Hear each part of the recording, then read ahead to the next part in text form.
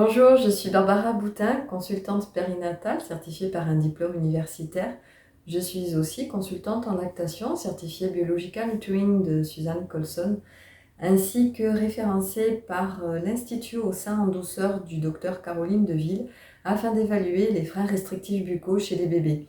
Je suis également naturopathe pédiatrique. Bien sûr, les connaissances, ça se transmet. Mon intention première, c'est de la transmettre aux parents, à vous, maman, pour que vous puissiez vous sentir l'experte de votre bébé.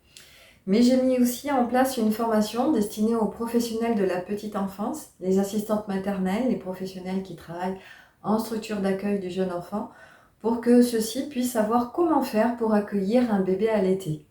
Mon intention de transmission ne s'arrête pas là. Prochainement, je vais mettre en place aussi une formation à destination des professionnels de santé, chiropracteurs, ostéopathes et autres intervenants autour de la diade maman-bébé, de façon à ce que ceux-ci puissent avoir aussi des connaissances et des transmissions fiables pour bien vous accompagner lorsque vous leur posez des questions autour de l'allaitement. Je viens de vous présenter mes différentes casquettes professionnelles dans leur globalité. Maintenant, je vais vous les présenter de façon un peu plus détaillée. Ma casquette de consultante en lactation, ma casquette de consultante périnatale, ainsi que ma casquette de naturopathe pédiatrique et tout ce que je peux vous apporter. Mon accompagnement en tant que consultante en lactation démarre dès votre grossesse. Je vous ai concocté une préparation en allaitement pour que vous puissiez avoir tous les outils nécessaires pour bien démarrer celui-ci à mettre dans votre valise de maternité. Peut-être que bébé est déjà là et que vous vous posez plein de questions sur votre allaitement, que vous doutez de celui-ci. Vous vous demandez s'il prend suffisamment de lait, si c'est normal qu'il y ait autant de tétée sur la journée. On vous a peut-être dit qu'il fallait le réveiller la nuit pour lui donner la tétée. Peut-être que malheureusement vous êtes aussi dans des difficultés. Vous rencontrez les douleurs d'allaitement ou bien alors que c'est bébé qui a une prise de poids lente ou au contraire ne prend pas du tout de poids. Vous n'êtes pas toute seule face à ces difficultés et c'est très important de se sentir soutenue, comprise, guidée et accompagnée pour réussir votre objectif personnel, le vôtre, et pas en fonction de ce que vous a dit une tierce personne. Alors maintenant que votre allaitement va bien, que vous avez surmonté les difficultés, ou peut-être qu'il a toujours été au top, et pour ça tant mieux, mais que maintenant vous vous posez des questions parce que vous allez reprendre le travail. Voilà le moment de vous séparer de votre enfant, vous allez peut-être le placer chez une assistante maternelle, dans une MAM, auprès d'une crèche, et vous êtes en face de professionnels de la petite enfance qui ne savent pas comment vous conseiller, vous guider, pour que vous puissiez réussir au mieux cette passation-là. Comment est-ce qu'on fait pour allaiter et travailler et est-ce que c'est possible? Bien sûr que c'est possible. Et là, quelle que soit votre profession, infirmière, sage-femme, médecin, institutrice, avocate, agente immobilier, euh, que sais-je encore, assistante maternelle, je crois que j'ai eu affaire à toutes les professions. Oui, vous, maman allaitante, même avec un rythme de travail décalé, différent, intense ou mi-temps, peu importe, où on peut travailler et allaiter, c'est totalement possible. Les semaines et les mois se prolongent, vous êtes maman allaitante, bien installée dans un rythme, dans une meilleure compréhension et confiance en vous, dans votre quotidien avec votre bébé. Et puis arrive le moment où on vous dit, il va falloir diversifier votre enfant. Mais comment on fait pour introduire des solides alors qu'on est maman allaitante? Là aussi, ce sont des sujets de consultation où vous serez l'experte en la matière.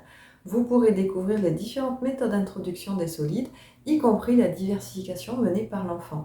Et la petite cerise sur le gâteau, je vous transmets aussi des recettes. L'histoire se poursuit, se continue, et en même temps pour vous, vous n'êtes plus trop dans cette idée de continuer l'allaitement et vous pensez de plus en plus sérieusement à sevrer votre enfant. Alors un sevrage aussi, ça s'accompagne, on ne s'arrête pas comme ça du jour au lendemain à proposer des tétés pour éviter des complications. Donc là aussi, je suis là pour vous guider, vous accompagner pour faire ça selon votre rythme. Il peut y avoir aussi les sevrages plus ou moins imposés parce qu'il se passe quelque chose dans votre histoire personnelle, peut-être un problème de maladie, d'opération, ou en tout cas que ce soit pour une pause momentanée ou une réflexion sur du plus long terme. Ce sont des situations dont je discute et aussi que j'accompagne pour que ça se passe au mieux pour vous et pour votre enfant. J'ai survolé là à peu près toutes les situations qui amènent les mamans à me consulter. Bien sûr, il y en a tout un panel beaucoup plus large et important.